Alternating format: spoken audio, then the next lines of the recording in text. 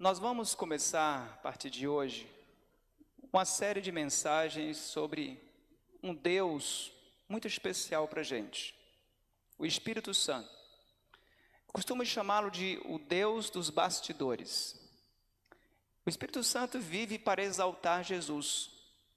O Espírito Santo, assim como Cristo, Jesus, o Filho, o Pai, estão empenhados na grande missão de salvar o ser humano.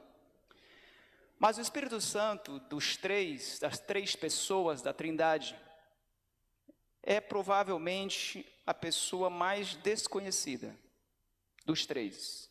Costumo dizer que o Espírito Santo é um ilustre desconhecido. Dificilmente alguém questiona a divindade do Pai, muito raro. Algumas poucas igrejas questionam a divindade do Filho, mas infelizmente há muitos que questionam a divindade do Espírito Santo. Alguns o veem apenas como uma força, como uma energia do Pai, mas nós não cremos dessa forma. Nós cremos que não há absolutamente nada que o Pai seja, que o Filho não seja e que o Espírito Santo também não seja. Nós cremos que tudo que o Pai tem e é, o Espírito Santo tem e é. O Filho tem e é. Por isso que o primeiro tema que nós vamos apresentar será a respeito da divindade do Espírito Santo. O Deus Espírito Santo será o primeiro tema apresentado.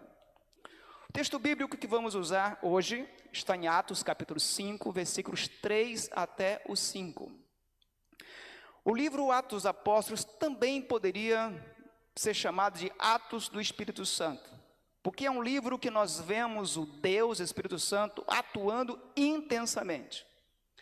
E no capítulo 5, versículo 3, diz o seguinte: Então disse Pedro: Ananias, por que encheu Satanás teu coração, para que mentisses ao Espírito Santo, reservando parte do valor do campo? Conservando-o porventura, não seria teu, e vendido não estaria em teu poder? Como, pois, assentaste no coração este desígnio? Não mentiste aos homens, mas a Deus. Ouvindo estas palavras, Ananias caiu e expirou, sobrevindo grande temor a todos os ouvintes. Esse texto que nós acabamos de ler, ele trata de uma breve história de um casal chamado Ananias e Safira. Quando você olha os últimos dois versículos do capítulo 4, menciona a história de um outro discípulo muito fiel chamado José, por sobrenome Barnabé, que mais tarde veio ser um companheiro de pregação do apóstolo Paulo. Barnabé, um homem tocado pelo poder do Espírito Santo, vendeu um campo e pegou todo o valor e depositou aos pés dos apóstolos.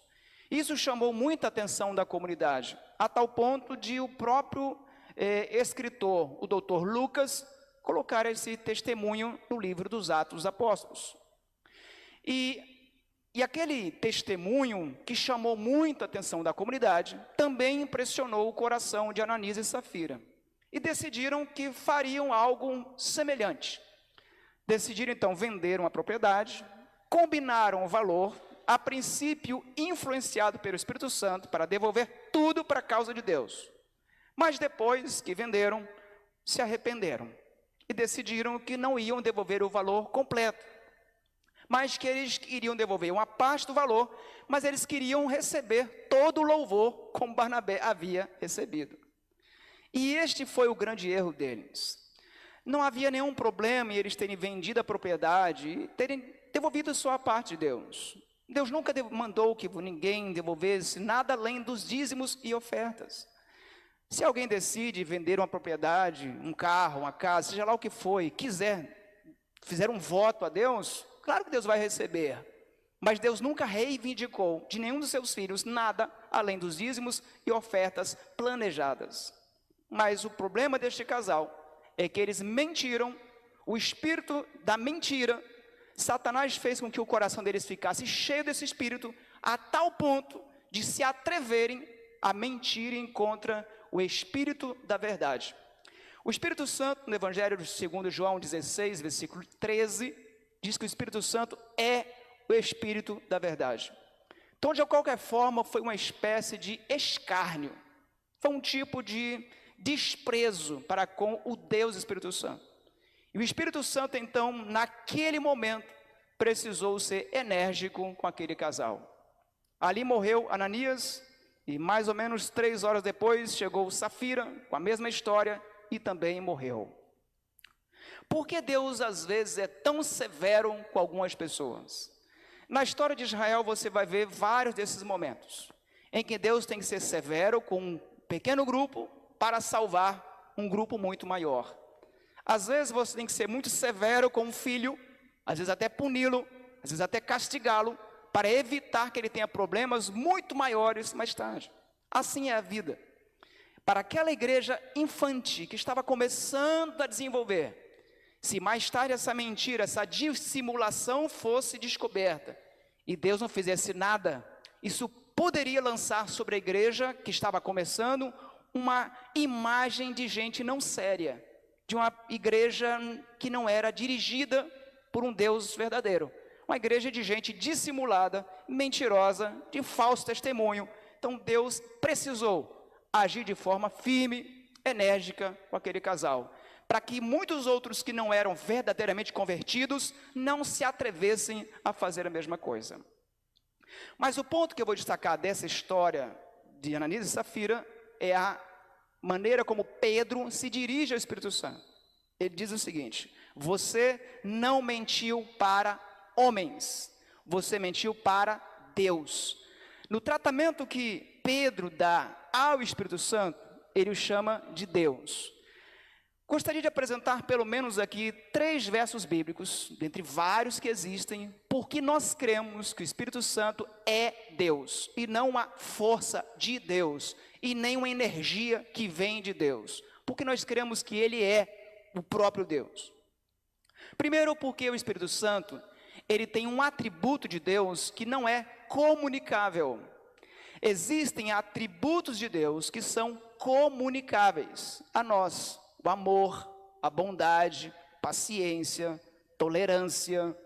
Mas existem atributos de Deus que não são comunicáveis a nós. Por exemplo, a onisciência, a onipresença, a eternidade.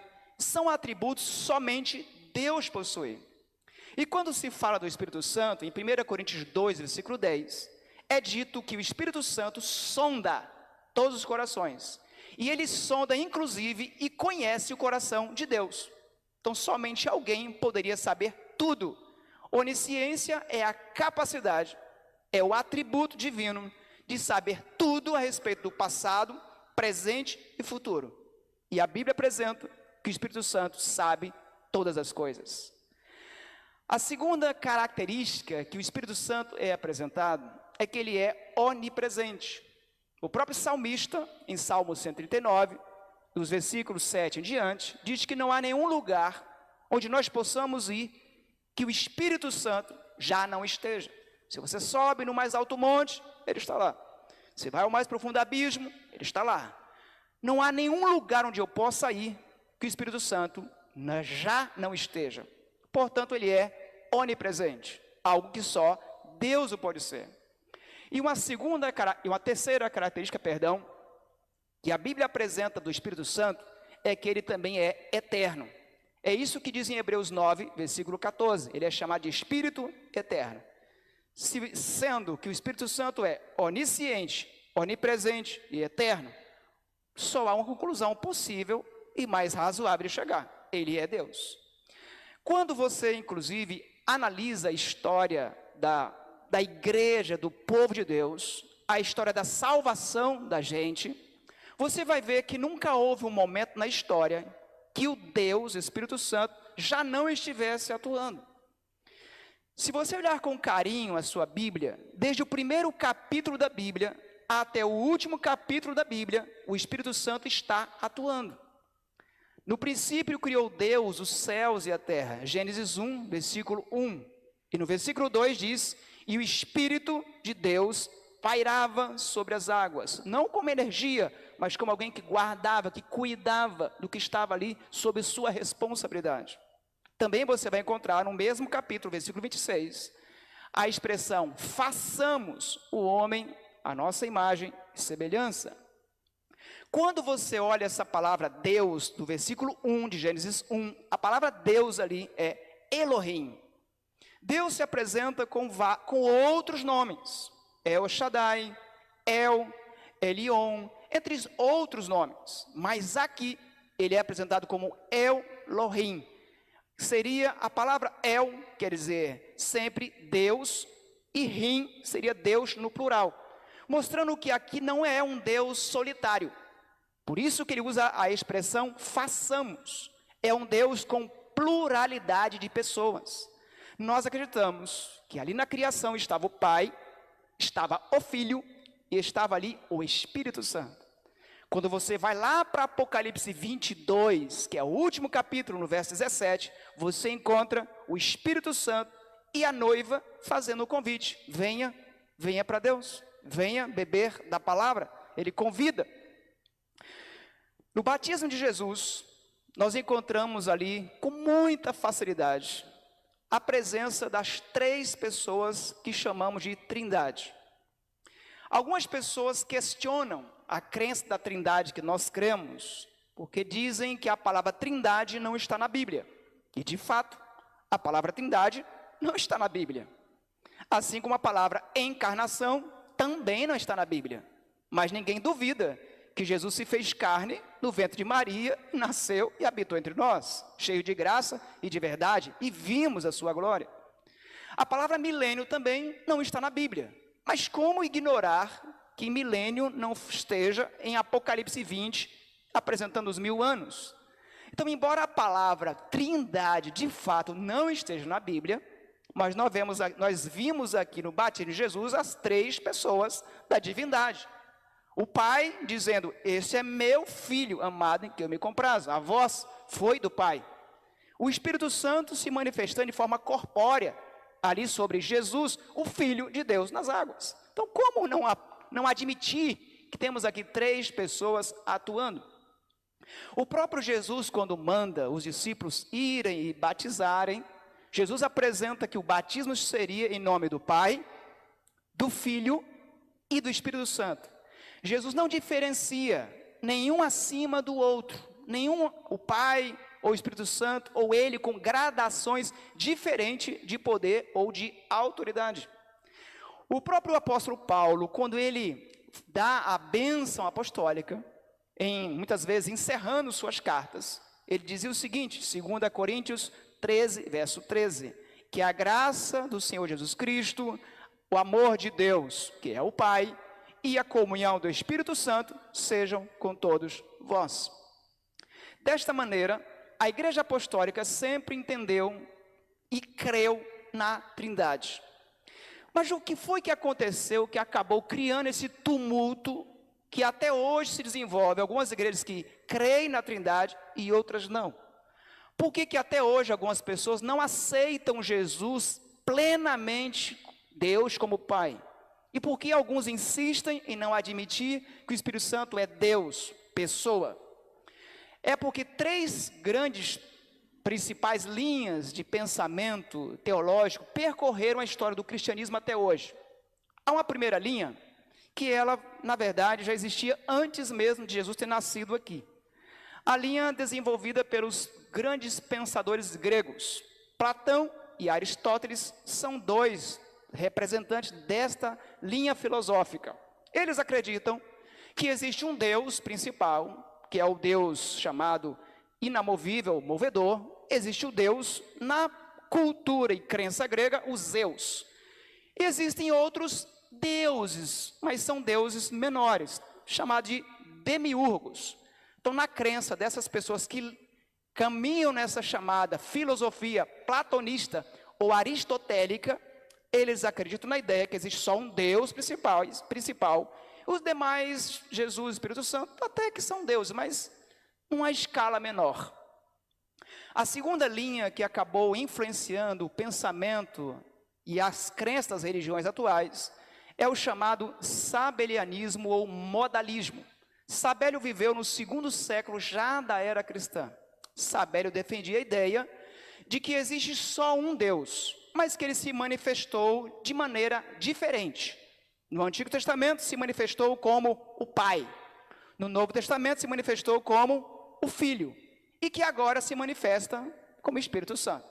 O mesmo Deus, a mesma pessoa, com modalidades diferentes de apresentação.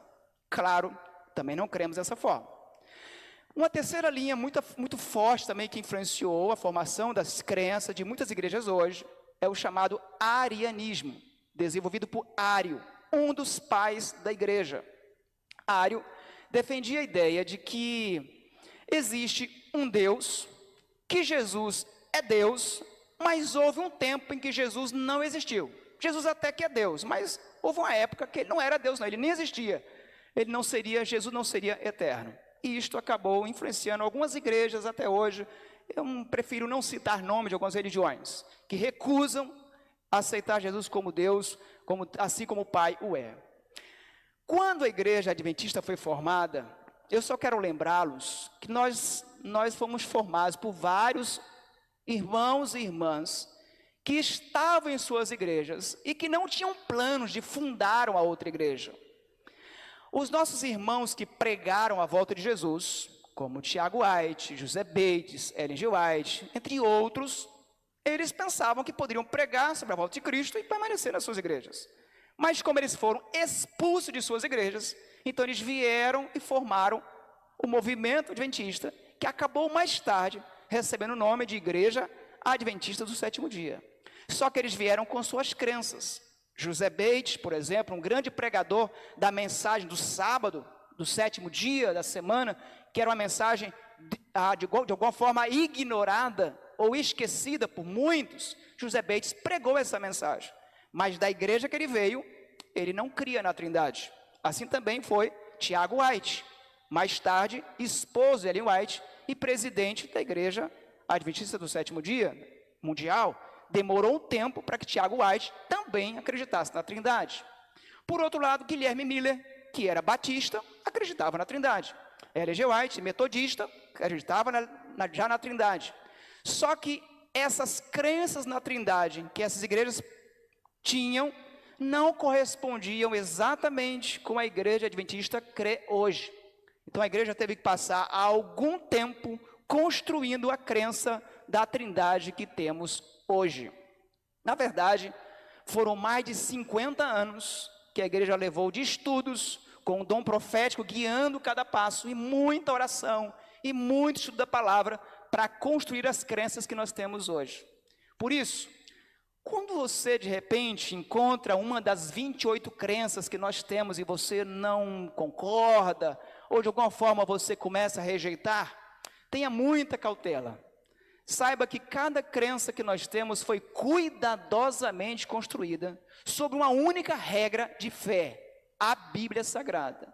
Nós nos recusamos a acreditar em qualquer crença que não seja capaz de ser sustentada unicamente pela Bíblia. Então, cada crença foi construída com muita oração, com muito estudo para chegar onde está.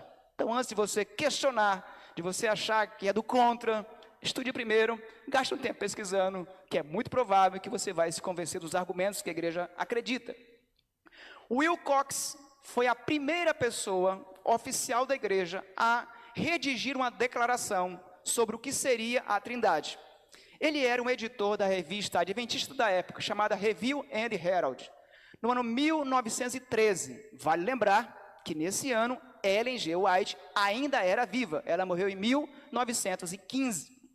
E ali então ele já redigiu dizendo, nós cremos no Pai, nós cremos em Jesus Cristo, o Espírito Santo, a terceira pessoa da divindade. A igreja, no entanto, mais tarde, em 1931, reconheceu essa declaração do pastor Will Cox, reconheceu como uma declaração correta.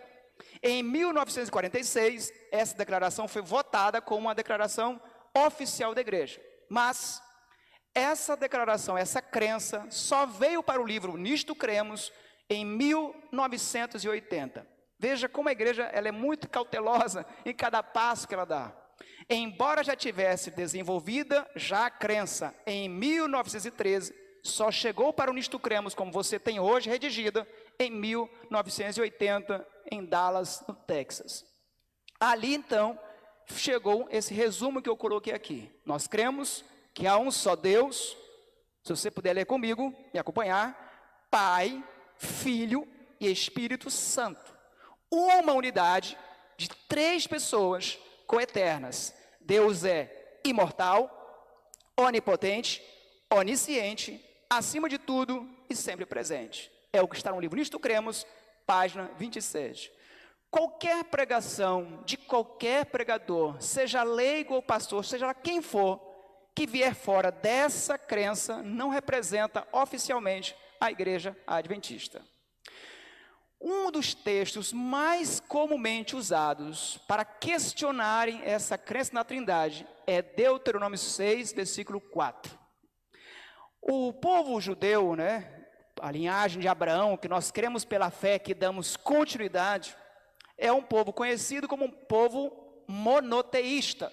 Entre tantos povos politeístas que criam em vários deuses, o povo de Deus, o povo judeu, crê em um só Deus, como nós o cremos hoje. Então, Deuteronômio 6, versículo 4, tem um texto chamado, muito conhecido, chamado Shema. É um texto sagrado para os judeus, que os meninos bem novinhos decoram, que parte dele diz o seguinte: ouve Israel, o Senhor nosso Deus é o único Senhor. Então, quando as pessoas leem esse texto, dizem assim, peraí, esse texto diz que só existe um único Senhor. Portanto, não pode haver 3 pessoas. O que alguns parecem ignorar ou escolhem ignorar é que a língua que foi escrita a Bíblia não foi o português. Nós, quando lemos a Bíblia e lemos único, nós temos a impressão de que único é uma unidade simples, é unidade absoluta. No entanto, quando Moisés escreveu a Bíblia, que foi em hebraico, a língua utilizada, não havia 2 palavras para se referir a único. Havia Echad e Iashid. Quando era para se referir a uma unidade absoluta, simples, era Iashid. Mas quando se referia a uma unidade composta, era Echad. Pois é, quando Moisés foi escrever esse verso, o Senhor é o nosso único Senhor, ele não colocou Iashid. Poderia ter colocado Iashid, mas ele teve a preocupação de escrever Echad, mostrando que ali não era Deus uma única pessoa. Esta mesma palavra Echad vai ser encontrada na união de Adão e Eva, lá em Gênesis 2, 24. Quando Adão e Eva se uniram, Deus disse, e os 2 serão uma só carne. A palavra uma ali também é Echad.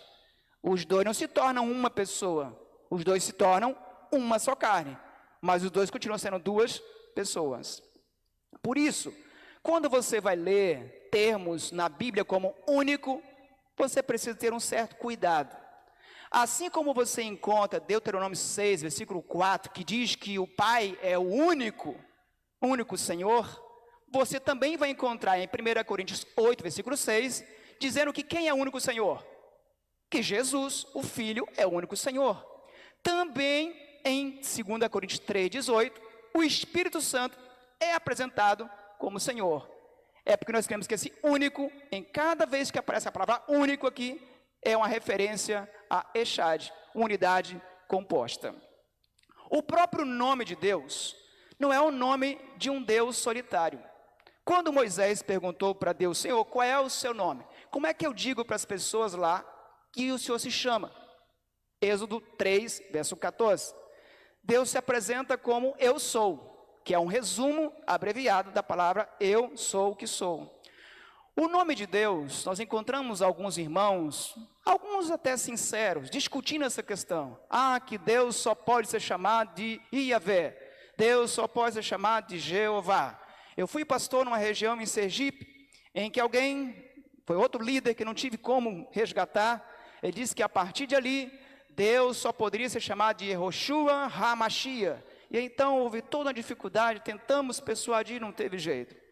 A Bíblia, ela apresenta, na verdade, vários nomes que se referem a Deus. Ele é chamado de Príncipe da Paz, Conselheiro, Pai da Eternidade. Ele é chamado Alfa, ele é chamado Ômega.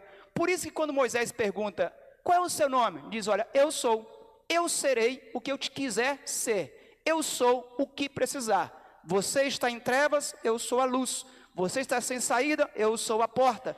Então, eu sou o que você precisar. Deus, então, ele diz, diga, esse é meu nome. A palavra, o nome Deus, é usado sempre o tetragrama, essas 4 letrinhas que você vê aí. Vale lembrar de que, no hebraico, a gente lê da direita para a esquerda. Então, aqui, nós entendemos que aqui é um Y, H, aqui é um W e um H. Não tem como traduzir 4 consoantes sem as vogais. O nome de Deus sempre foi entendido como um nome sagrado.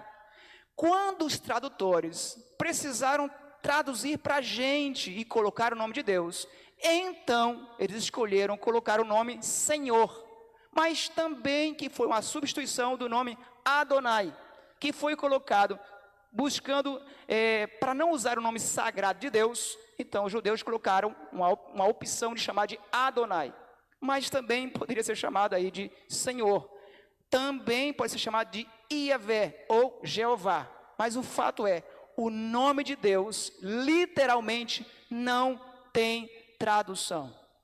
Por isso que quando você lê ali, o Senhor é o meu pastor, ali está o tetragrama.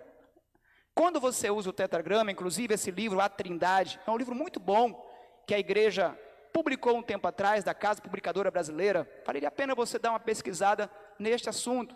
Coloca o seguinte, sempre que a palavra Senhor aparece na sua Bíblia, pode se referir tanto ao Pai, quanto ao Filho, quanto ao Espírito Santo, ou aos 3. Não dá para você dizer qual dos 3, ou se um, ou se 2 estão ali. Algumas pessoas, na tentativa de buscar ilustrar o que seria a Trindade, recorrem a algumas ilustrações. Por exemplo, Deus, ele poderia ser ilustrado como a água, no seu estado líquido, sólido e gasoso. Alguns tentam ilustrar Deus, a Trindade, como sendo o sol, o calor e a luz, ou como a brisa, o vento, o furacão. O fato é, qualquer ilustração que você utilizar dessas, você corre um grande risco de cair em cima da ideia do modalismo, de Sabélio, do 2º século, colocando que Deus teria formas diferentes da mesma pessoa. Por isso, o Nisto Cremos posiciona da seguinte maneira, Deus, ele é infinito, está além da nossa compreensão humana, mas ele é conhecido por meio da sua autorrevelação. Como conhecer Deus? Bíblia Sagrada, consciência, natureza e, acima de tudo, através de Cristo Jesus. Eu quero terminar com essa citação, que para mim ela explica por que o inimigo ele faz tanto ataques contra o Deus e o Espírito Santo. Por que o diabo tem tanta raiva da pessoa do Espírito Santo? No livro, o Evangelho segundo João, 16, verso 8, diz que no processo de salvação, o Espírito Santo, ele é extremamente essencial. É ele quem convence a gente de todo o pecado, toda a justiça e de todo o juízo. Se o Espírito Santo não me convencer de que eu sou pecador, eu não vou querer buscar Jesus a salvação. Se o Espírito Santo, se o Deus Espírito Santo for desprezado, se não for reconhecido o seu trabalho, não tem como salvar o homem. Não é à toa que Jesus chega a dizer que se pecarem contra ele, ainda tem um jeito, mas se pecarem contra o Espírito Santo, não tem como salvar o homem, não é possível. O livro Evangelismo, Ellen G. White tem uma citação que ela destaca da seguinte maneira: o príncipe da potestade do mal só pode ser mantido em sujeição pelo poder de Deus na terceira pessoa da Trindade, o Espírito Santo. Todo mal que nos cerca, todo pecado que nos cerca, todas as tentações que nos cercam, só há um Deus conosco capaz de nos fazer vencer estas tentações. E esse Deus é a pessoa do Espírito Santo.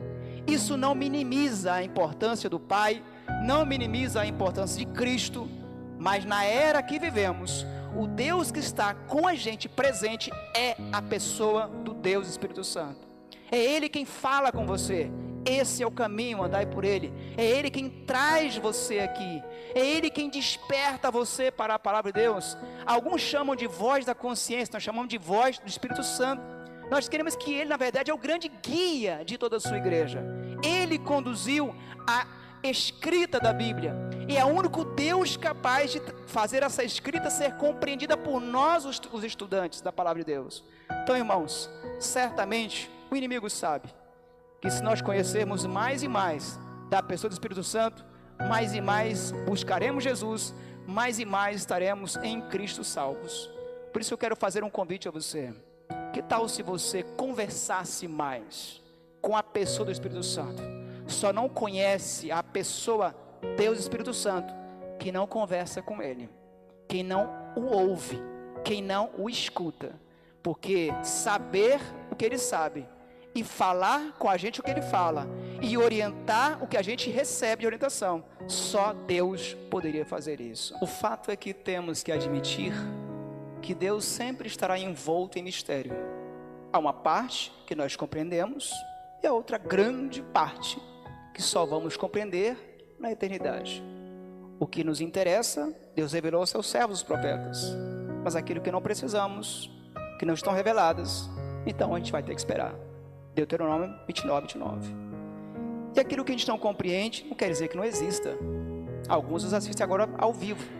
Você consegue me explicar como é que funciona o processo de eu estar aqui ao vivo e uma pessoa de qualquer parte do mundo conseguir me assistir? Você tem um celular na mão. Você pode me explicar como é que você toca em uma figurinha e você fala com alguém do outro lado do planeta? Você não sabe explicar, mas você sabe que tem um celular na sua mão e você sabe que a pessoa está lá. Nós vamos ter sempre que admitir que se nós compreendêssemos a Trindade, Deus como é, nós seríamos deuses e Deus seria nós. Então que nós possamos sempre louvar esse Deus, mesmo sem compreender completamente, mas que nós possamos amá-lo de todo o coração e nos submetermos a Ele plenamente. Oremos.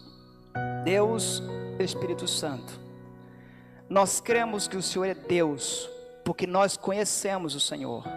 O Senhor fala com a gente, o Senhor nos orienta, o Senhor nos instrui. Cremos que o Senhor está em todos os lugares ao mesmo tempo. Nós cremos que o Senhor sabe de tudo e cremos que o Senhor é eterno. Pai Santo, que nos ajude a sermos pessoas que nos entretamos com mais comunhão contigo. Nos ajude a passar mais tempo com o Senhor. Nos ajude a conversar mais com o Senhor, com a Tua palavra em nossas mãos, a fim de que possamos ser mais guiados por Ti, ó Deus, para que possamos ouvir mais e obedecer mais a Tua palavra. Pai querido, muito obrigado porque em Jesus temos a salvação. E muito obrigado, Jesus, por ter nos deixado essa pessoa representando a sua divindade conosco. Muito obrigado, Espírito Santo, porque o Senhor tem trabalhado para nos salvar. Obrigado a toda a Trindade, por estar toda comprometida em nossa salvação. Nós te louvamos, nosso Deus, e nós o fazemos em nome de Jesus. Amém.